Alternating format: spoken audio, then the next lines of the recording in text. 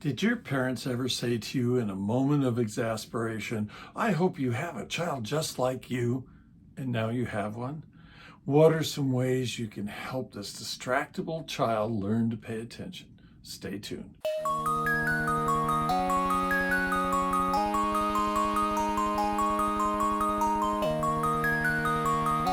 Hi, this is G.H. Glade for Coaching ADD. Children really have struggles with attention, and we all know this as parents. They're more likely to view a challenging task as more difficult, and they become more distractible the higher the degree of challenge. And this is normal for all kids, but it is particularly accentuated for a child with ADD. And there are some things that really help your children learn to develop attentional strategies. The first one is physical activity. If your child has two speeds, off and full on, this particularly applies to you. Physical activity is essential to helping kids settle and focus. And gee, it's not so different for us as adults. Physical activity does a lot to help the brain regulate focus. Kids have energy to burn, and if they don't burn it off in physical activity, it will play out as them being fidgety and antsy.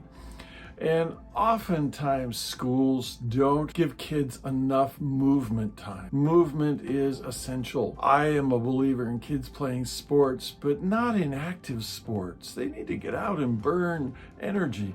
I can remember my son playing t-ball, way too slow. Way too slow. He was out in the outfield picking daisies.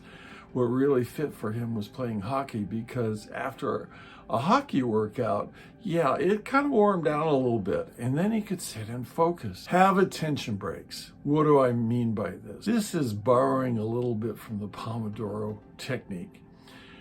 Here you set a timer, and you have the child focus on an attentional task and be mindful of how many times their mind wanders. I like the visual timer for this. I find it really useful in terms of giving that real connection with the passage of time. You don't get that by having a device say, time me for 6 minutes. Basically, having the child pay attention to how many times their mind wanders off course during a very small interval of time allows them to teach themselves some awareness of when their mind begins to wander and develop the skill of bringing it back to what they're attending to. You have to adjust time frames with children, and you have shorter times the younger they are. One of the rules for time out is 1 minute per year of age, and this is not so different for attention. If you have a classroom of 6-year-olds, basically your attention interval is about 12 minutes before their mind is going to be able to wander. Now, there are various techniques teachers and parents can use, and these are resets that are not atypical from the resets I do when I'm giving public talks. Have kids get up and move. Have kids think about something. Have kids laugh. These are all resets to attention, and these work equally well if you're public speaking.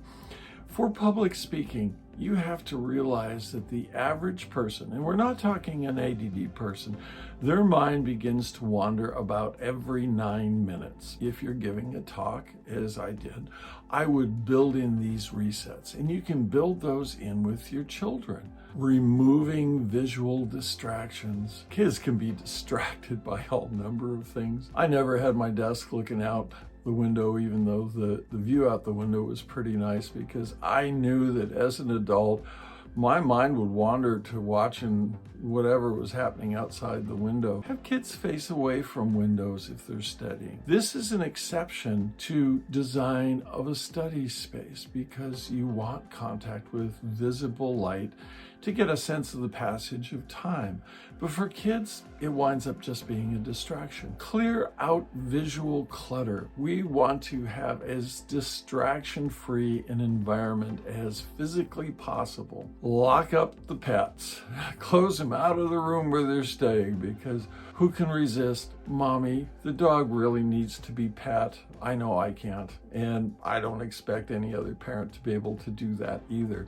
but it's a distraction. Multisensory learning. We take in information on a variety of channels. There are some people who are predominantly auditory learners. They need to hear things. There are other people that they just need to pick up something and play with it and move it around. And there are other people who need to see something done. And if you integrate all three of these pathways, the learning and attention will be all that more powerful. You can do things like having kids practice their spelling words in a pan of rice or shaving cream. It gives a tactile and a visual element while saying it out loud. This is a great integration of multiple pathway learning and something I did with my own child. If you have a child that you notice is particularly distractible on particular kinds of tasks, have them rate that for degree of difficulty. What we know is the kids will be more distractible with things that are more difficult.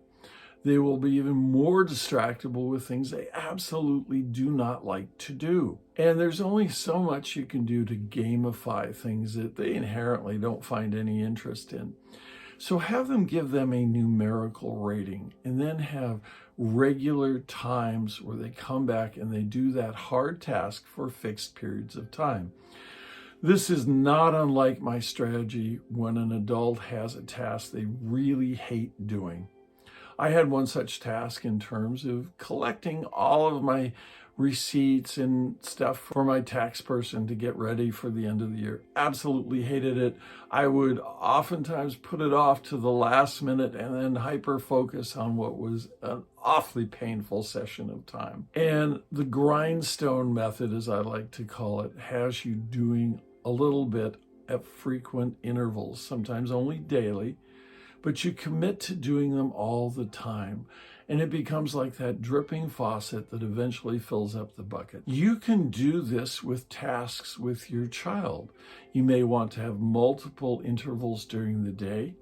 You'll use that visual timer again to set, hey, we're going to work on this really hard task for just 6 minutes. You can have them be that grindstone for those things they really, really hate to do.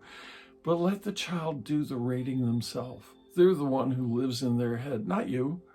And they're the one who is the best judge of what they find difficult. So I've got one more tip, but if this has been helpful for you as a parent or you know other parents, please go ahead and share it.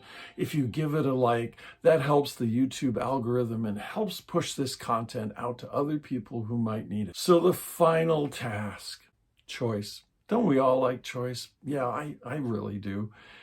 And we sometimes can give what I like to call the illusion of choice.